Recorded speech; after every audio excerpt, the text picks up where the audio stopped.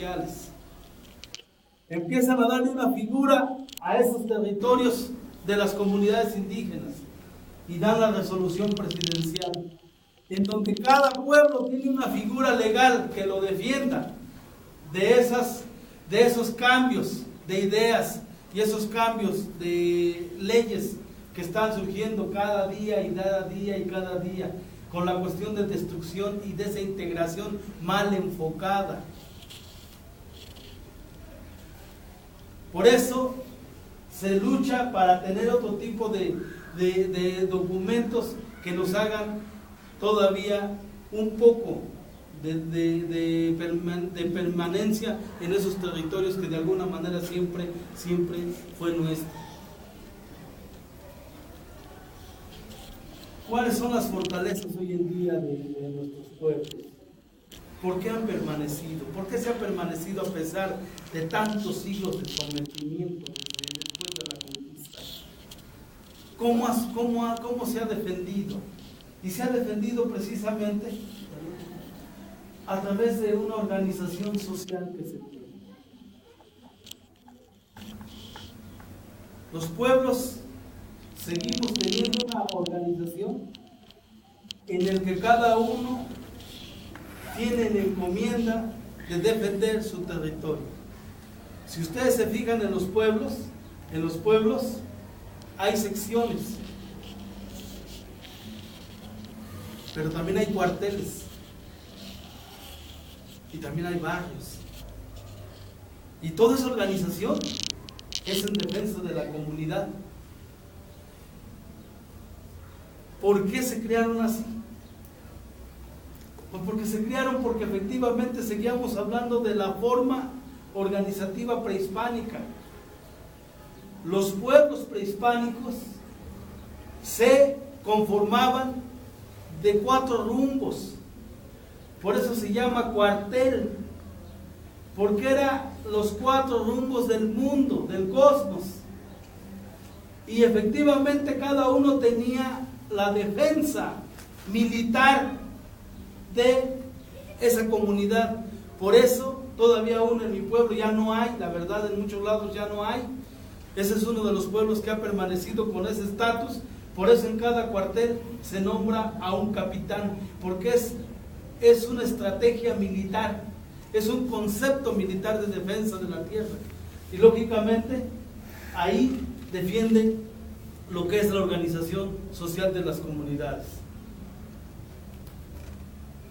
Se tiene una tierra comunal o un suelo de uso común,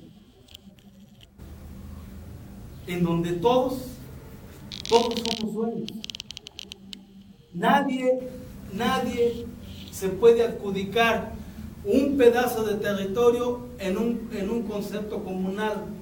Es la posesión únicamente que se tiene, porque se piensa en colectivo, no se piensa unilateralmente o individualmente. Es un aspecto colectivo, por eso se tiene la tierra de uso común con diferentes aspectos.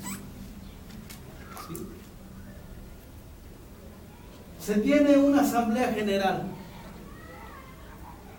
Se ha defendido porque se cuenta con una asamblea general que determina los aspectos que convienen a la comunidad y que tiene que pasar por ese ámbito de consenso antes de que se vierta una opinión, en el caso concreto de que la autoridad, llámese civil, llámese judicial, llámese comunal o eclesiástica, tiene que pasar por el consenso de asamblea general.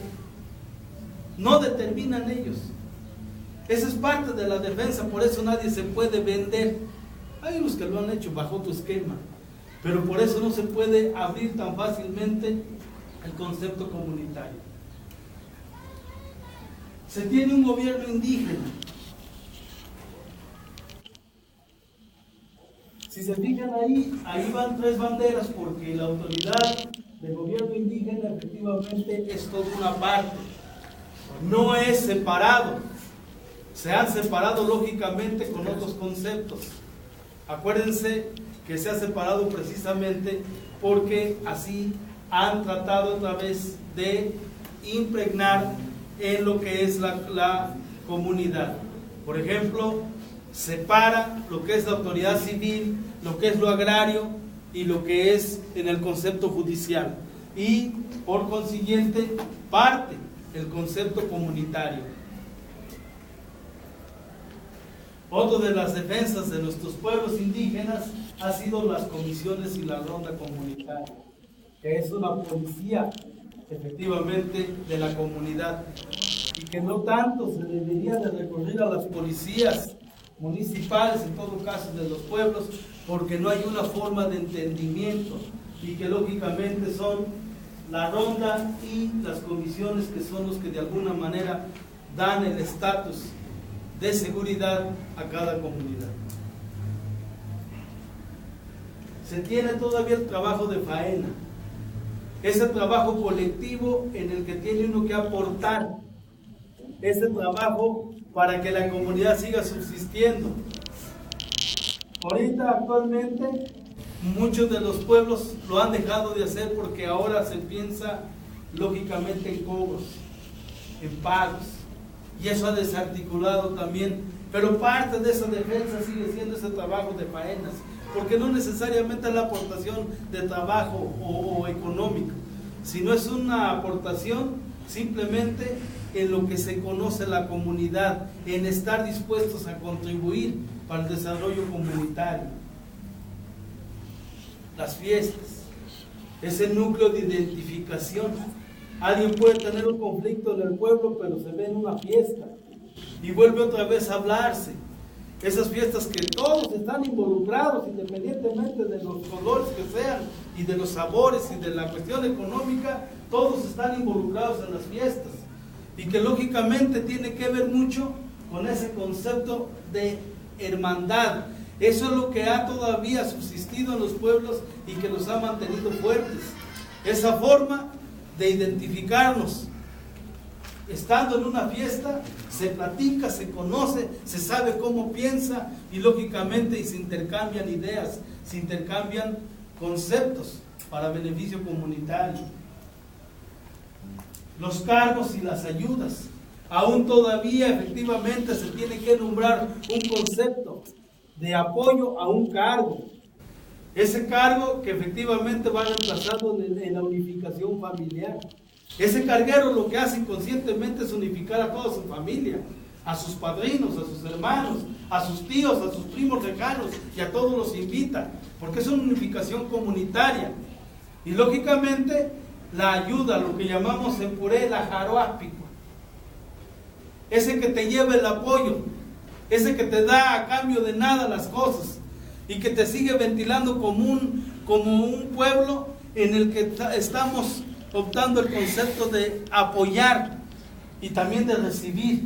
Esa es parte de las fortalezas de los pueblos, en el que de alguna manera todos estamos de alguna manera guardando esa ayuda, porque te va a tocar mañana y otra vez te lo van a devolver.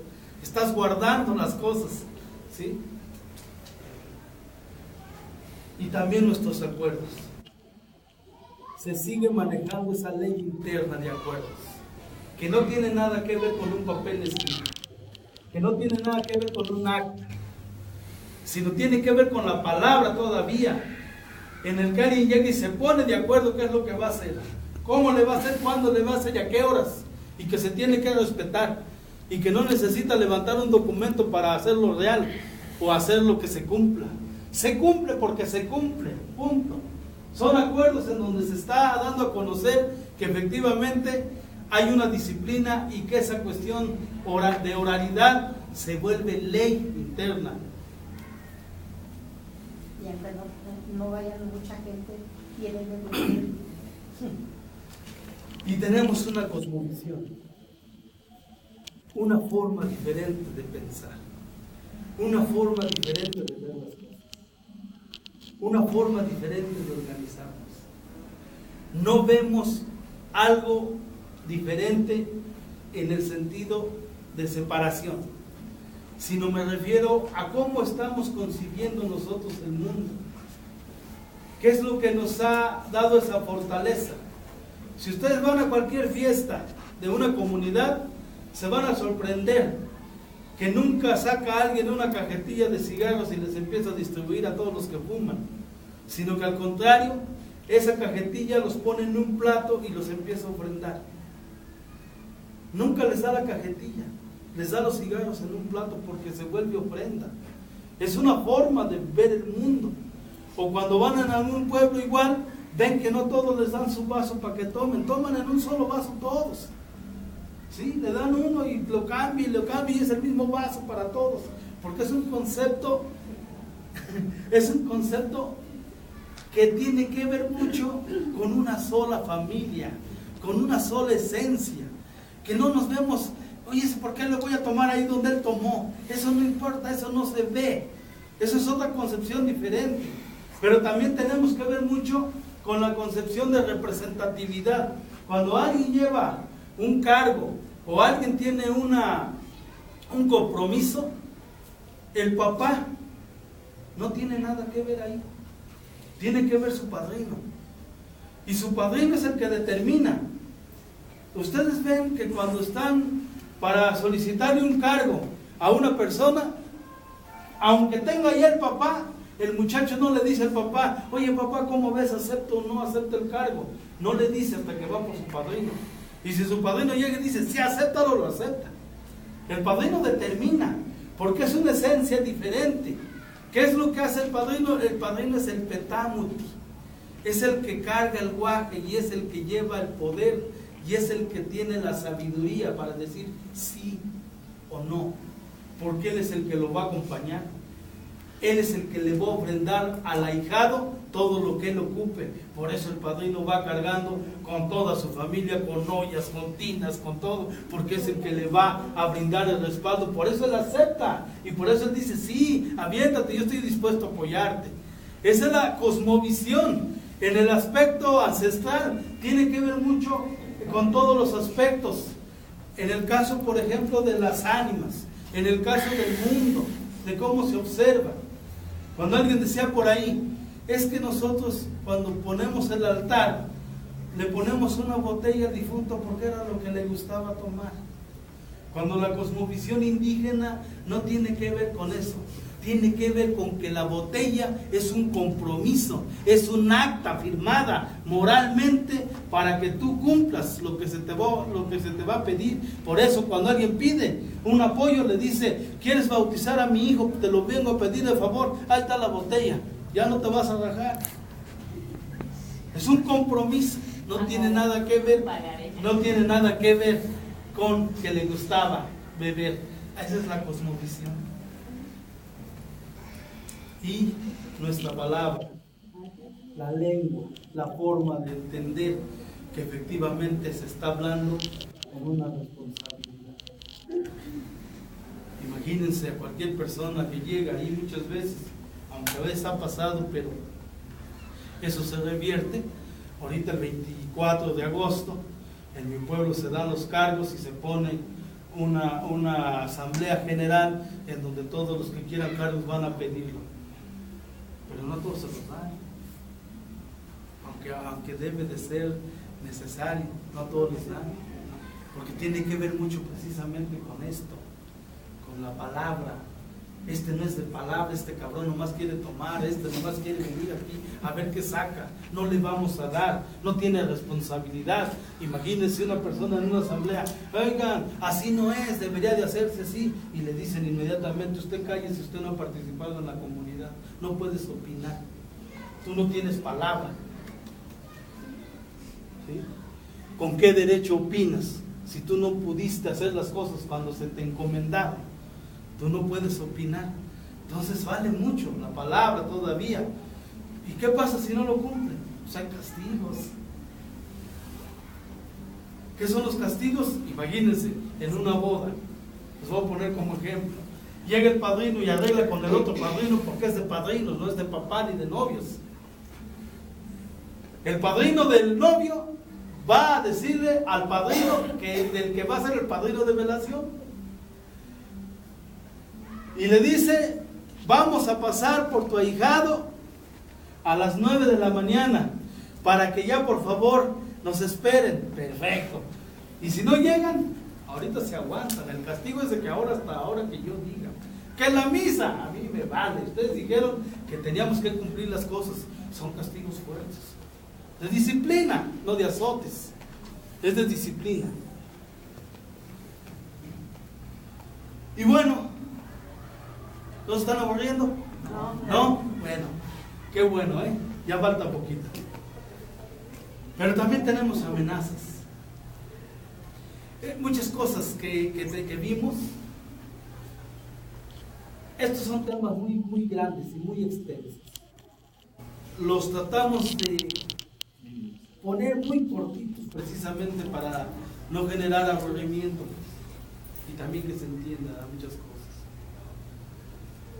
También el pueblo, con esas fortalezas que tiene mucho más, tiene muchas más fortalezas, también tiene amenazas. Ese es un lienzo de Tamanchan, en donde se dividen todos los grupos que venían del norte y llegan los mexicas, los mayas, los teotihuacanos, los purépecha. Se quebró el árbol, se quebró el grupo, pues, y lógicamente llegan por diferentes lugares. Pero aquí queremos interpretar lo que son las amenazas del pueblo.